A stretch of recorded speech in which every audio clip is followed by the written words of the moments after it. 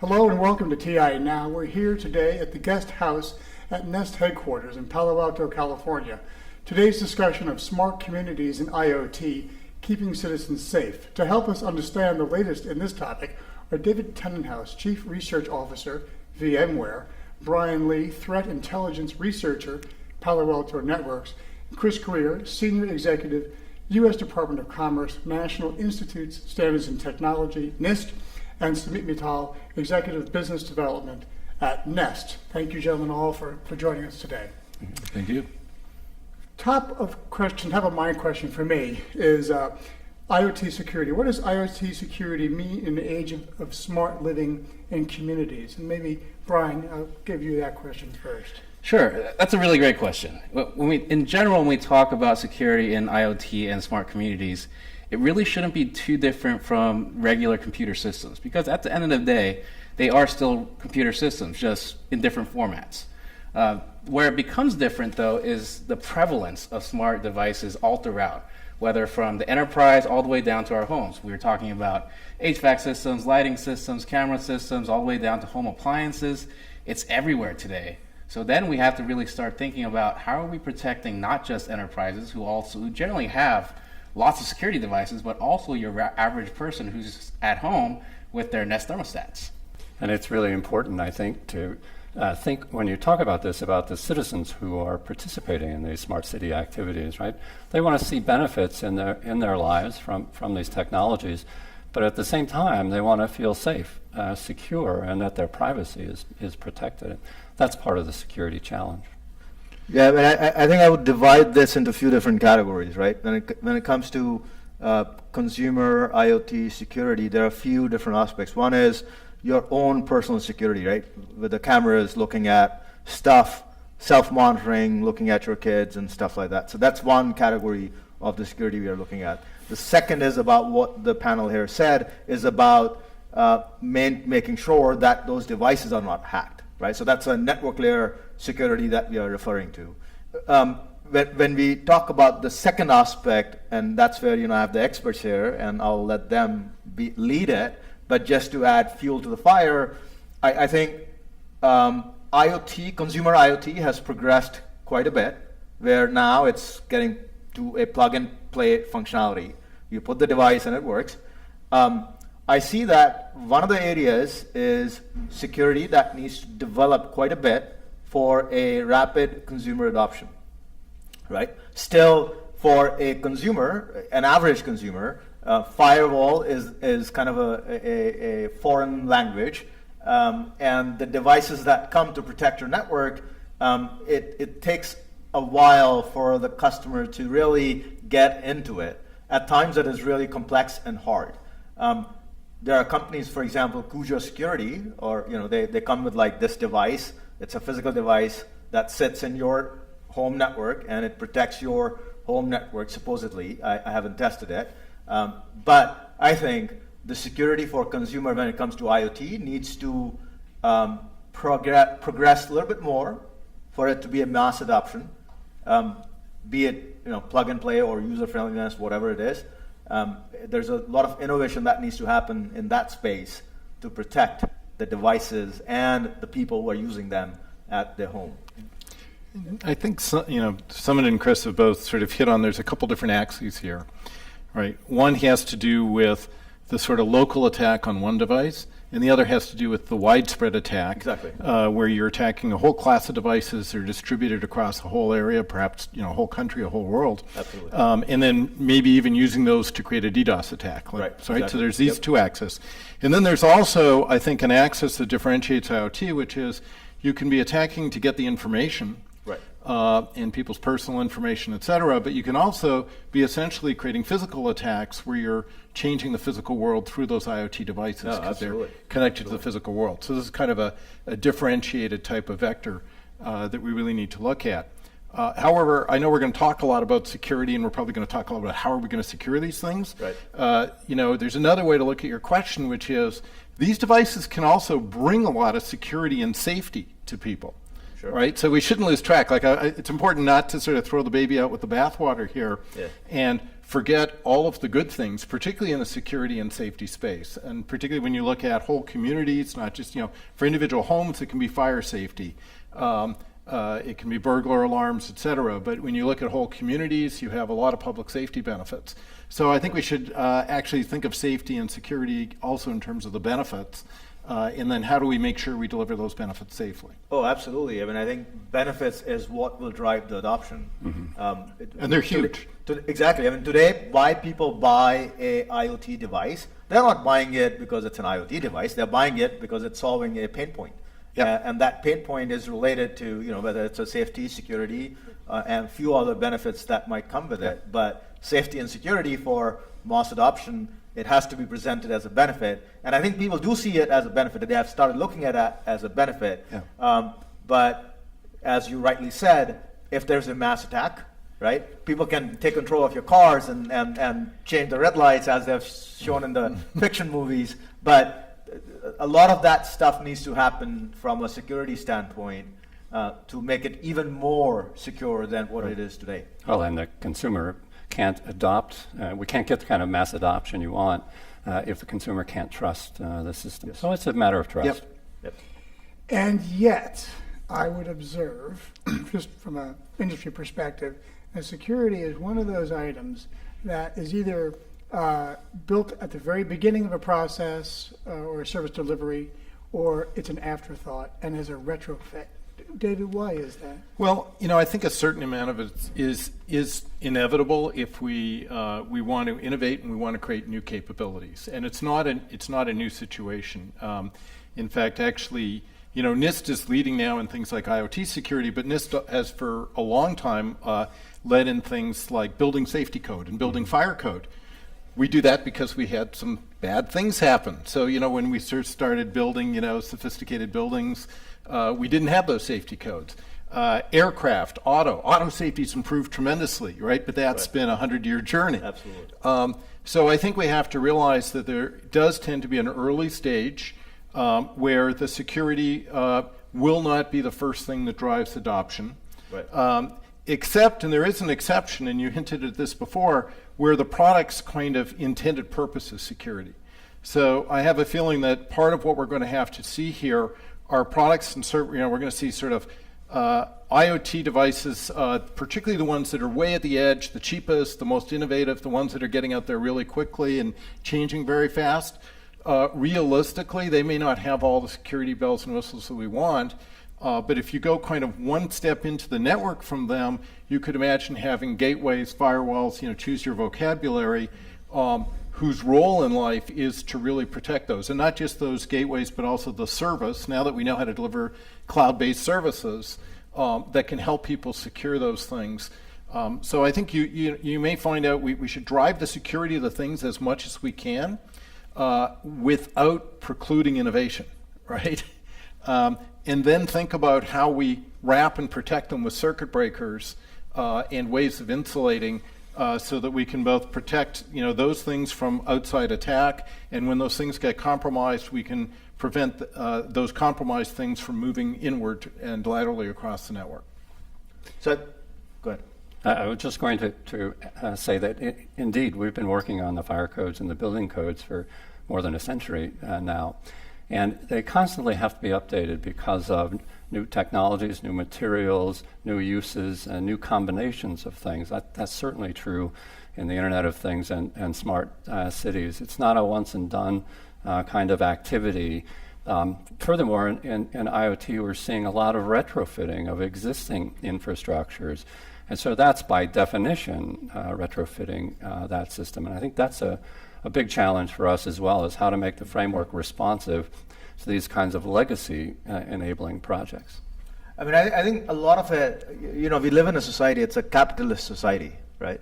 And a lot of it is governed like business decisions. They're governed by how much ROI I can expect by implementing something. Yep.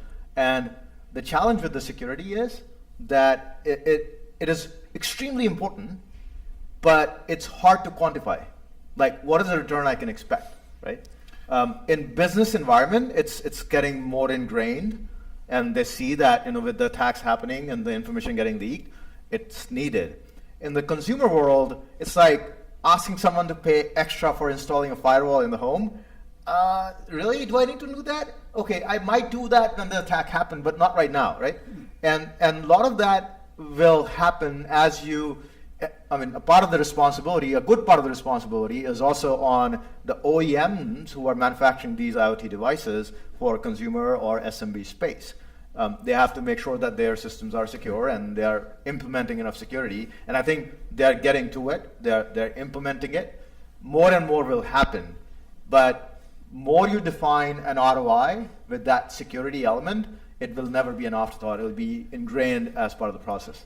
And, part of the thing too is that oftentimes people, when they think security, they immediately go to this kind of dark place. They're like, oh, this is going to be so hard and it's going to restrict me from doing things. Exactly. The reality is security shouldn't be like that, and it really isn't. It's a part of doing business, but it doesn't have to be an all or nothing thing, and that's one of the really big issues. Exactly. You look at any sort of technology or innovation that's happened throughout the course of humankind, safety and security really wasn't a thought. When the Wright brothers took their flight, they didn't think, oh, we're going to survive this. They probably thought we were going to die. Yeah. So when it comes to security as well, even today, we're still not really looking at the fundamental concepts of security, even just basic things like, so today we have a lot of cloud-focused things.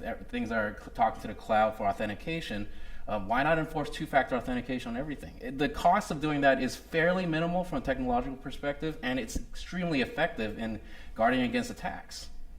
Yeah, when you said it's basic security, it reminded me of Equifax having their username really and password great as example admin, of that. Yeah, right? It's just like those things. You should absolutely be doing the basics, and in that business environment, basics do get mixed. It's like, did you even plug your computer in? Exactly. Right? It's those things people miss. Right. The airline analogy, or the airplane one, is a good one because you had the early pioneers not caring so much. Right. But actually, pretty early on, as soon as people started wanting to take passengers, the airline industry realized, hey, we have a problem. If we don't figure out how to create and communicate safety, we're not going to be able to grow this industry. So the industry kind of came together and managed to establish better mechanisms. And I think that in some ways, the silver lining in some of the early attacks that we've had, whether it's the nanny cams or in the enterprise space, Target, et cetera, but where edge devices have been attacked, those essentially have created, I think, more of a sense of urgency and understanding within the industry and a better opportunity for folks to come together and say, well, here's the minimal standards. And then, as I said, I think we'll need defense in depth. We'll need the gateways as circuit breakers to protect the things that can't protect themselves. Right. But I think there's now we're in some ways we're getting the opportunity to put that in earlier in the sort of life cycle than we might have otherwise because the threat has emerged. Absolutely. And until the threat 100%. kind of emerges, and as you said, till there are losses, people won't invest in the offset. Exactly. That's, as you said, nanny cam or others, till the point you don't see that, okay, because of that, people will probably stop buying your product, right? Now you got so it has an something. Impact on your business. So let's focus on security because now we can tie it to the ROI. Right. You think, ask initially Brian and Chris to pipe in on this one, but everybody jump in as well. The difference between securing IoT devices and compare and contrast to the IT environment, the legacy or historical IT environment. What are the challenges between the two? Where are they different? Yeah, that's a really good question, and I think that needs to be much more part of our debate. Our tendency, of course, is to focus on the IT systems, the data streams, the networks and communication systems, the analytics, and so on, because that's where a lot of the advanced technology is. But that T in IoT is about physics and engineered systems. And that has a number of effects. First, it creates new threat vectors, and this is analogous to some of the side channel issues that we've been dealing in systems, but provides much more robust side channel possibilities. It creates new impact. These are real things operating in the real physical world. And so it's not just the denial of a capability or a service, it's a system that can be damaged, destroyed, and life safety is involved. These impacts are much more substantial. It adds additional requirements, right? A computer system that has to be taken offline is one thing. An airplane in flight or an autonomous vehicle and a fast-moving platoon, not so easy to take it offline, and it has to fail operational.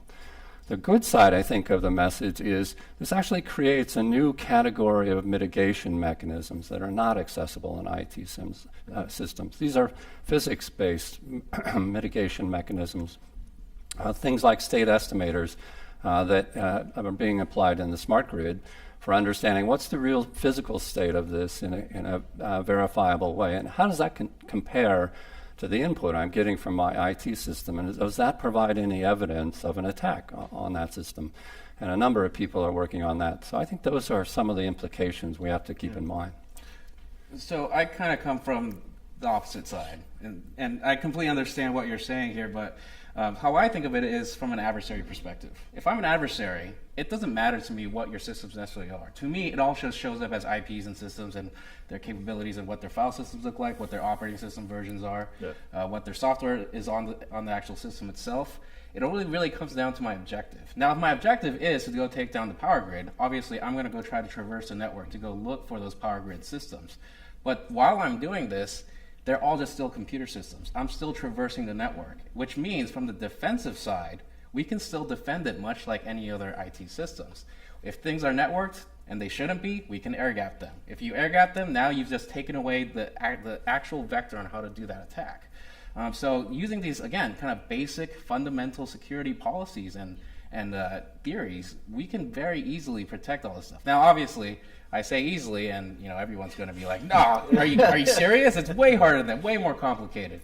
But if I often challenge organizations to actually take a step back. And first question: do you understand what is on your network? And for pretty much every person I've talked to, they say maybe. And if you don't have that visibility, you're already failing. You're already taking that step towards you're going to get owned. But if you have that visibility, now you understand what's on your network, where are things supposed to be, what are accesses looking like.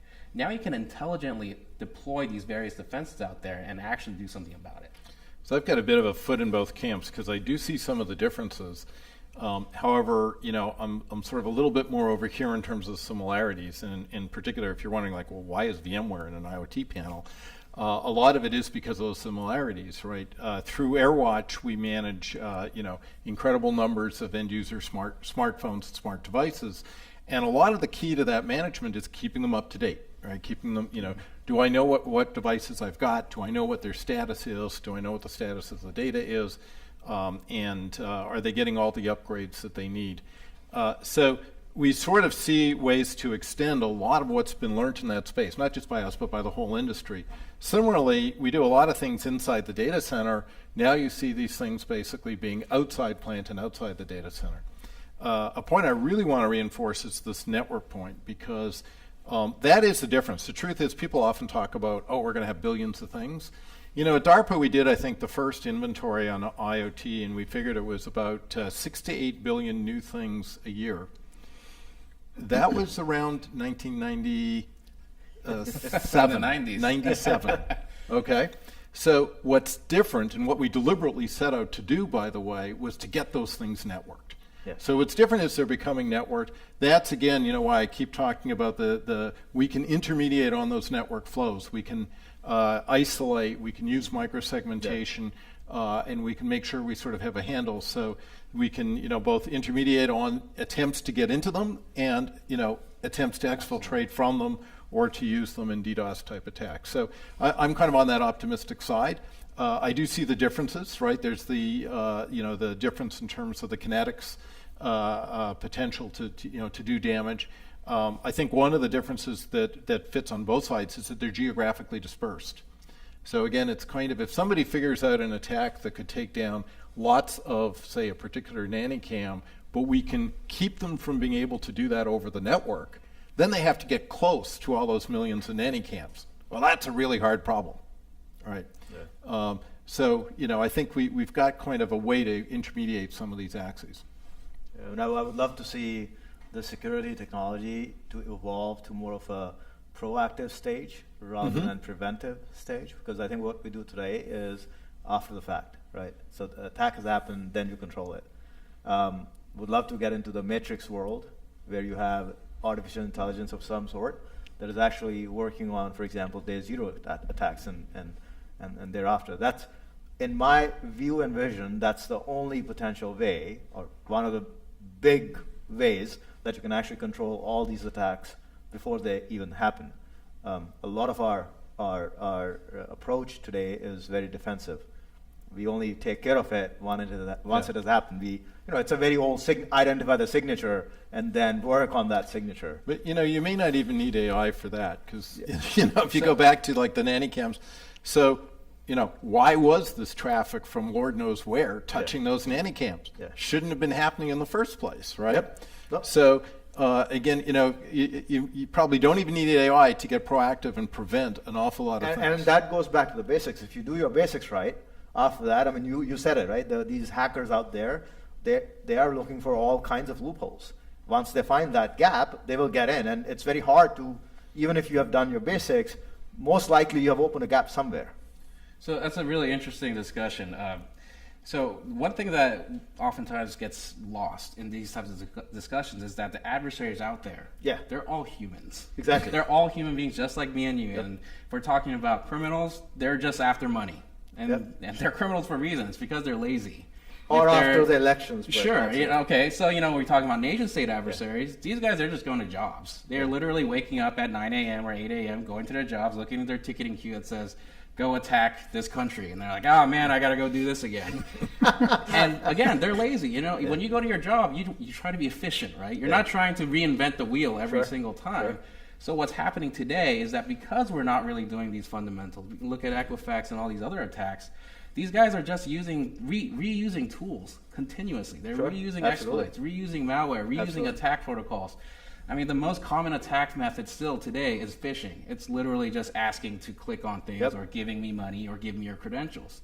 And it's because we haven't taken those fundamental steps. Once we, as really the human population, start forcing these adversaries to actually, do something rather than just reusing things, then maybe we'll require AI or really thinking about how can we really integrate more technology into our defenses. But right now, it's just, they're still using exploits from 2012. And they're still extremely prevalent everywhere. So it's Equifax didn't require 2012. It just required a normal human brain. That's the thing. They didn't patch a piece of software and immediately it gets owned. I could go on Shodan.io right now and just go search for random hardware names, and I will find probably thousands of nanny cams and various DVRs and et cetera that are just wide open to the world. But we're still, there are still some variables that you're not touching on. And so, for example, in the physical world, latency is a big deal. Right? And so the impact of cybersecurity provisions on latency is a really important issue. Error rates also really important in, for example, electric grid applications. These things, these requirements, these unique requirements arise because of the physics of the system, not because of the IT characteristics. So I think there are still some important differences while there are these really clear similarities. While you're on that train of thought, could you give us a bit of an update from the NIST perspective on cybersecurity IoT program and the framework overall? Right. So as you know, the NIST cybersecurity framework is intended to be for the entire cybersecurity landscape. It's a set of consensus guidelines and a framework that provides a common language for communicating about cybersecurity, a way of prioritizing your investments in cybersecurity, doing your auditing, and for managing risk in those sectors. And the way to use the framework is not to use it as a recipe, but rather as the means for designing your own solutions applying in each sector. That's true in the IoT business as well. We're developing profiles for application in smart grid, in maritime systems, in transportation systems, and so on. And in doing that, we're combining the cybersecurity framework with another framework that we've developed, the cyber physical systems framework. And cyber physical systems is really an academic phrase for Internet of Things. And what we want to understand there is how the framework needs to be adapted for use in the IoT world. And these issues of latency and error rates and fail operational are all things that are unique to IoT. We have to understand how that affects the framework and the degree to which we need to evolve that. And we're in the process now of revising the cybersecurity framework and evaluating what are the IoT issues that have to be addressed. Speed round. I'm interested, where is the biggest threat coming from, David? First thing is to realize it's the bad guys, right? Just to be fair, not the things. But the reality is, what worries me the most is the things are going to have long lifetimes. And some of them are going to be very low-end things. They're going to be out there for longer than people expect. So realistically, expecting them to defend themselves over their whole lifetime, not realistic. So I think realizing that we need defense in depth, we're going to have to sort of provide an extra layer of protection for these things. That's a really great question for me. So to really understand that, we have to think about our adversaries again and then their motivations. So you look at today, and really there's two types of motivations out there. It's criminal and espionage, or state-sponsored. Back before, you might have hacktivists and kind of people just doing mischievous things. But those are kind of gone now. It's really become a lot more organized. So then when you start thinking about it that way, so do criminals go after IoT? Sort of. So they don't really right now, and it's primarily because they're making so much money off ransomware on Windows systems. They're just making billions of dollars. So at that point, why would they reinvent the wheel? Why attack IoT when they've got this huge slice of pie right here? Now, perhaps one day we will get really good at just eliminating ransomware from Windows endpoints. And maybe they'll decide, well, we've got these billions of network systems that are in everybody's homes. What if we started just gaining control of these things? What if you started locking people out of their refrigerators or locking people out of their cars so they can't get to work? Will people pay $20, $100? What's the breaking point for that?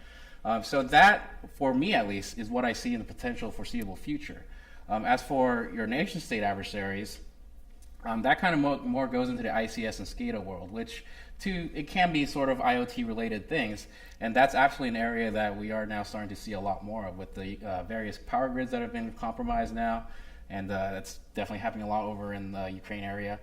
So that's something definitely to keep an eye on. Yeah, so Brian was pointing at things like crash override, and that's the area that worries me, right? Moving from threats that are focused on information exfiltration or ransomware kinds of attacks to attacks that are focused on command and control. And the purpose of those attacks is not necessarily criminal, but is intended to disable, destroy real physical systems like electric grids, transportation systems, and so on. So this move to command and control attack with sophisticated knowledge of the control mechanisms, I think, is a real threat. So I don't have a good answer for you on this. And part of the reason is I have a wish list. I can talk about the wish list. My wish is that I divide this into two categories. One is at the edge, and second is in the network. I want a world where at the edge, security is a easily accessible and easily deployable feature by mass, right? So in my home, I can deploy something that will protect my network, right? In the network, I agree with you. Fundamentals have to be done, but I still believe that human is prone to error. No matter how much you take care of, there's going to be something that is going to be left, and that is going to be discovered by someone else. That might be a human. So I would like to have a world on the network side where some sort of intelligence is built in, where it's a crawling space and the good bot is crawling against the bad bots and preventing those attacks to even happen. I know it's an idealistic, it will be an idealistic world if that happens, but I think we have the capability to deliver that. And when that happens, it will take care of the IoT world in general, and specifically for consumer IoT, it will help quite a bit. Network is responsible. You get the edge covered, and the OEMs, they have the responsibility to make it safe too for their devices. Exit question. I think from all of you, please, what innovations do you foresee over the next 3 to 5 years that will make smart communities and citizens more secure? Let's just start again with David, if we could. I think one thing is we're going to get more separation of the data plane and the control plane. You see some of this already kind of happening in the network with software-defined networks. I think you're going to see this push out to the edge. And so now you can get control and management being done by folks that are expert at that and able to, to sort of essentially separate that off from the data aspect. I think that's going to be a key place where we're going to make a lot of progress. I think it's really going to end up being kind of what consumers and what people demand. It's going to be a lot more awareness, a lot more education. We're already starting to see this where people are demanding security now. It's not just about convenience. Obviously, that's going to be priority one. If something's going to make my life easier, I'm going to go do it. But at the same time, people are now starting to demand that, is my stuff actually protected? Is my stuff secure? Is someone going to be able to actually access this stuff? Absolutely. And as we move forward, this is going to become bigger and bigger as we get more and more awareness and education. Yeah, I think Brian's right. I think it's on the socioeconomic side where we're seeing a lot of interesting progress, greater appreciation for the value. We have a lot of smart city and community projects where the communities are recognizing that they sit on top a lot of data assets that have potential value. But the question is, how do you monetize that in a responsible way? And the answer to that, of course, lies in these issues of security and privacy. And now you can talk about a return on investment. If I put this much into security, I create these additional monetization capabilities. That's progress.